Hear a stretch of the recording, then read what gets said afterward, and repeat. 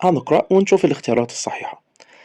علي isn't hungry. علي مش جعان. So he only wants هو فقط يريد، هو عاوز رز with his chicken، رز مع الفراخ بتاعته. طبعا الأستاذ مش جعان، الأستاذ علي مش جعان، فطبيعي هيبقى عايز رز قليل مش كتير. طيب الرز ده غير معدود، لا يعد. تعال نشوف الاختيارات. much معناها كمية كبيرة من، طالما كتير لا شيلها، انت عايز قليل، هو بقولك مش جعان يبقى يطلب قليل. a little كمية قليلة من الرز تنفع. a lot of الكثير من لا.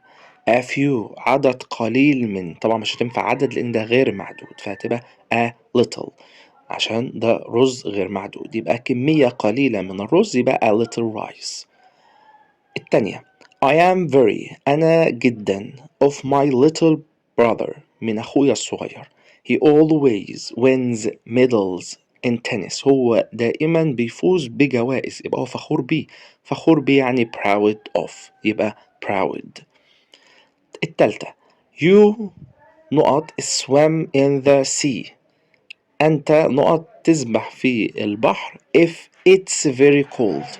لو يكون برد جدا، لو الجو برد جدا طبعا لا يجب عليك، دي نصيحة مني ليك، نصيحة يبقى shouldn't، لا يجب عليك أن تسبح في المية لو الجو برد. 4 نقط the beans الحبوب in the water في المية until حتى it boils حتى تغلي. طبعا هنقلب أو نخفق الحبوب يبقى beat.